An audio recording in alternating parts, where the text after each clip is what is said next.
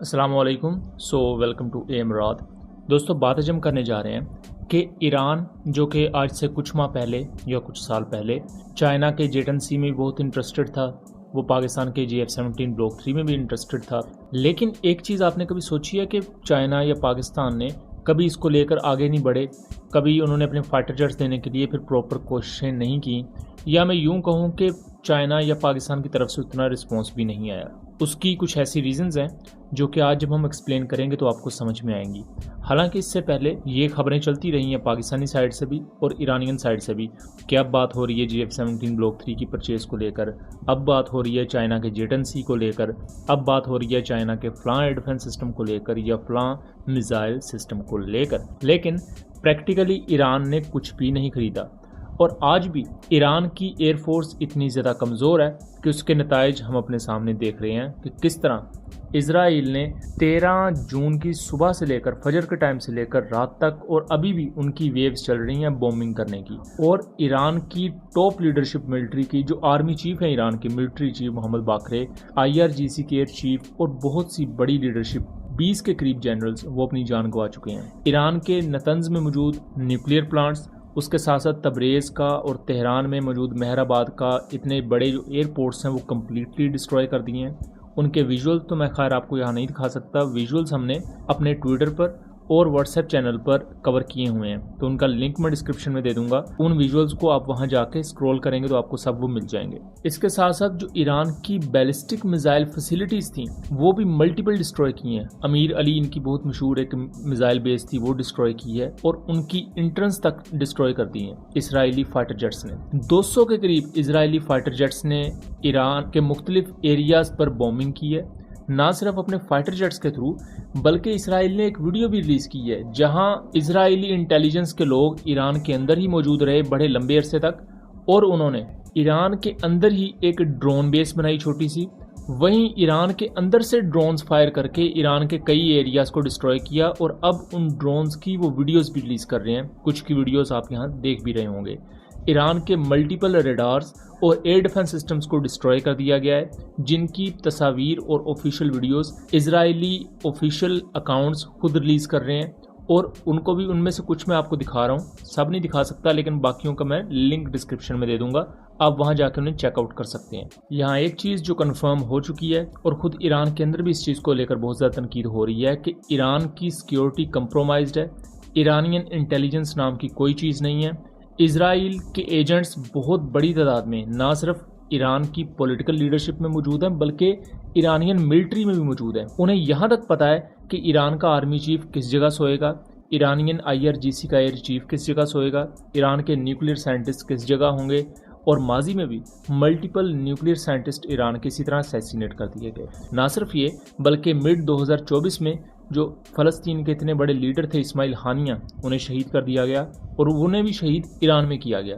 तो ईरान के अंदर इजरायली इंटेलिजेंस का बहुत बड़ा नेटवर्क है। यही वो वजह है कि चाइना या पाकिस्तान या कंट्रीज़ अपना बेहतरीन वेपन सिस्टम ईरान को बेचते हुए डरते हैं कि कल को यही वेपन सिस्टम डिफेक्ट करके इजराइल अगर ले जाया जाए तो फिर वो बहुत बड़ी बदनामी का सबब बनता है। ईरानियन इंटेलिजेंस का आप इसी से अंदाज़ा लगा लें कि आपके बड़े बड़े साइंटिस्ट अपनी जान गंवा देते हैं। आपके मुल्क का जो आर्मी चीफ है, जैसे पाकिस्तान में सैयद आसिम मुनीर हैं, इंडिया में उपिंद्रा द्विवेदी हैं, इस तरह पाकिस्तान के एयर चीफ हैं, इंडिया के एयर चीफ हैं, आपकी इस लेवल की जो लीडरशिप है वो एक रात में इजराइल ने असैसिनेट कर दी और उनके घरों पर पिन पॉइंट एक्यूरेसी से बॉम्ब्स मारे हैं। इससे ज़्यादा आप इंटेलिजेंस फेलियर क्या कहेंगे। अब आप इसका ज़रा कंपैरिजन पाकिस्तान से करें, सेम यही काम इंडिया ने करने की कोशिश की थी जब इंडिया ने 7 से 8 मई और फिर 9 मई को भी 80 के करीब ड्रोन्स पाकिस्तान के मुख्तलिफ साइट्स पर भेजे, जिनका टारगेट था लाहौर का एयरपोर्ट, फिर मुख्तलिफ एयरपोर्ट्स पाकिस्तान के मिलिट्री इंस्टॉलेशंस, जहां उनका ये सोचना था कि जो मिलिट्री लीडरशिप है, ये जो बड़े ऑफिसर्स हैं पाकिस्तान आर्मी के या उसके अलावा दूसरी जो कमांड है उसको एलिमिनेट किया जाए या पाकिस्तान को ज़्यादा से ज़्यादा इंफ्रास्ट्रक्चर का डैमेज पहुँचाया जाए। लेकिन पाकिस्तान ने उन 80 में से 77 या 78 ड्रोन ऑफिशियल स्टैट्स के मुताबिक शॉट डाउन कर दिए, यानी कि या तो इलेक्ट्रॉनिक वॉरफेयर के थ्रू उनके कोऑर्डिनेट्स ही बदल दिए, वो इधर उधर खुले एरियाज़ में जाके गिर गए, और बाकियों को हार्ड किल के थ्रू शॉट डाउन कर दिया गया। उनके मल्टीपल विजुअल्स भी आपको सोशल मीडिया पर मिल जाएंगे इसके साथ साथ उस पर हमने डिटेल वीडियोस भी बनाई हुई हैं, लिंक उनका मैं डिस्क्रिप्शन में दे दूंगा और वहाँ जो हमने सबूत दिखाए होंगे उनको आप वहाँ जाके वेरीफाई कर सकते हैं। अब आ जाते हैं हम मेन चीज़ पर। ये तो एक बेसिकली मैं ओवरव्यू आपको दे रहा था कि ईरान के साथ असल में हुआ क्या है। बाय द वे ईरान ने भी 13 जून की रात को बहुत बड़े पैमाने पर बैलिस्टिक मिसाइल अटैक इसराइल पर किया है और कई बैलिस्टिक मिसाइल इसराइल के कैपिटल सिटी तल अवीव में जाके गिरे हैं और बहुत बड़े पैमाने पर वहाँ भी डिस्ट्रक्शन हो रही है। उसकी रिपोर्ट्स अभी अंडरवे हैं। हम सेकंड चैनल पर उसके बारे में आपको डिटेल से आगाह करेंगे। लेकिन मसला यह है कि ईरान के अंदर से सिक्योरिटी कंप्रोमाइज्ड हुई है। ईरान अब मिसाइल्स तो मारेगा, ईरान जवाब तो देगा, लेकिन जो अंदर से इतनी बड़ी कमजोरी ईरान की आ चुकी है जिसका करंटली उनके पास कोई हल भी नहीं है, वो बहुत बड़ा खतरा है। इससे पहले 2024 में ईरान के जो एयर चीफ हैं, देखें दोस्तों, एक तो है ईरान की मेन स्ट्रीम एयरफोर्स, दूसरी है IRGC की अपनी सेपरेट एयरफोर्स। जो IRGC की एयरफोर्स चीफ हैं हाजीज़दा, वो असैसिनेट हो चुके हैं। जो मेन एयरफोर्स चीफ हैं वो भी मौजूद हैं। तो उन्होंने पाकिस्तान का दौरा किया था और उस वक्त JF-17 ब्लॉक 3 की एक्विजिशन को लेकर भी बात हुई। ईरान ने पाकिस्तान से जॉइंट ट्रेनिंग की बात भी की कि वो पाकिस्तान एयरफोर्स के साथ जॉइंट ट्रेनिंग चाहते हैं और पाकिस्तान एयरफोर्स से टेक्निकल असिस्टेंस चाहते हैं। तो उसमें अब इशू ये आता है कि सिर्फ पाकिस्तान के साथ नहीं बल्कि ईरान के एक डेलीगेशन ने जेटन-सी को इंस्पेक्ट भी किया था यूहाई एयर शो में, जो रिसेंट यूहाई एयर शो हुआ है चाइना में।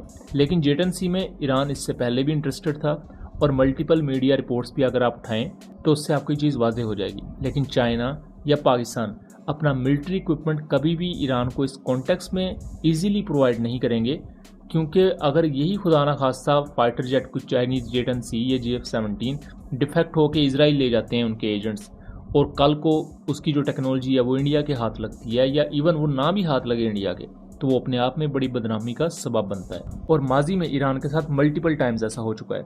मैं आपको थोड़ा सा ये ब्रीफ कर देता हूँ इस बारे में। 10 जुलाई 1983 को ईरानियन एयरफोर्स के कैप्टन इराज फाजली, उन्होंने एक F-5 को तुर्की में लैंड करवाया था, डिफेक्ट करवाया था। वो ईरान से भाग गए थे अपना फाइटर जेट लेकर। कहा जाता है कि वो इसराइल के अंडर थे। फिर उसके बाद 1984 में 30 अगस्त को कैप्टन रहमान नकीब, उन्होंने अपना F-4E फैंटम 2 एयरक्राफ्ट डिफेक्ट करवाया और इराक में लैंड करवा दिया। ईरान का उस पर इल्ज़ाम यह था कि इन्हें इसराइल की बैकिंग हासिल है और उनकी इंटेलिजेंस के अंडर आके इन्होंने ये काम किया है। फिर 31 अगस्त 1986 ईरान का एक F-14 टॉमकैट एयरक्राफ्ट डिफेक्ट होता है और वो इराक चला जाता है। और ये बात एक वाज़ेह है कि उस वक्त इराक और ईरान की जंग चल रही थी। इसके अलावा भी मल्टीपल ऐसे वाक़यात मौजूद हैं और इराक के अंदर ही एक इराक की MiG-21 एयरक्राफ्ट था जिसका बड़ा मशहूर ऑपरेशन डायमंड उसे कहा जाता है। 1966 में इजरायली इंटेलिजेंस ने MiG-29 की इनसाइट्स हासिल करनी थी, इसलिए उन्होंने एक इराकी एयरफोर्स के पायलट को चुना, मुनीर रदफा उसका नाम था।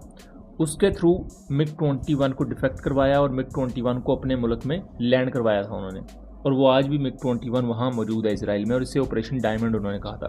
तो इजरायली इंटेलिजेंस को निगेट नहीं किया जा सकता और उसके जो पॉसिबल थ्रेट्स हैं उससे भी नज़रें नहीं चुराई जा सकती।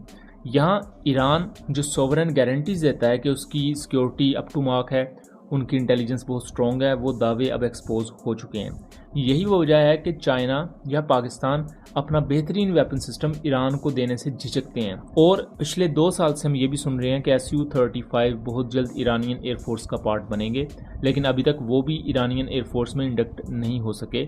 यही वो वजह है कि 200 इजरायली फाइटर जेट्स ने बड़े आराम से मुख्तलिफ राउंड्स में आके बमबारी की है ईरान के कई एरियाज पर, कई टारगेट्स पर, और उनकी डिस्ट्रक्शन आप सोशल मीडिया पर देख चुके होंगे। और ईरानियन एयरफोर्स कहीं भी नहीं थी उनको चैलेंज करने के लिए। ये कुछ ऐसे क्वेश्चंस हैं जो कि एक वीक एयरफोर्स के नुकसानात हमारे सामने उजागर कर रहे हैं और एक बड़ा लेसन है कि एयर पावर अगर स्ट्रॉन्ग होगी तो आपकी डेटरेंस स्ट्रॉन्ग होगी और दुश्मन डरेगा। पाकिस्तान एयरफोर्स की मिसाल आपके सामने है। लेकिन अगर आपकी एयर पावर स्ट्रॉन्ग नहीं है, आपका एयर डिफेंस सिस्टम स्ट्रॉन्ग नहीं है, तो उसके नताइज भी भुगतना पड़ेंगे। सो दोस्तों, ये था एक एनालिसिस। उम्मीद करता हूँ चीज़ें क्लियर रही होंगी। वीडियो पसंद आई हो तो इसे ज़्यादा से ज़्यादा शेयर कीजिएगा ताकि इस तरह की मज़ीद इन्फॉर्मेटिव वीडियोज़ हम आपके लिए लेकर आ सकें। मिलेंगे अगली वीडियो में, तब तक के लिए अल्लाह हाफिज़।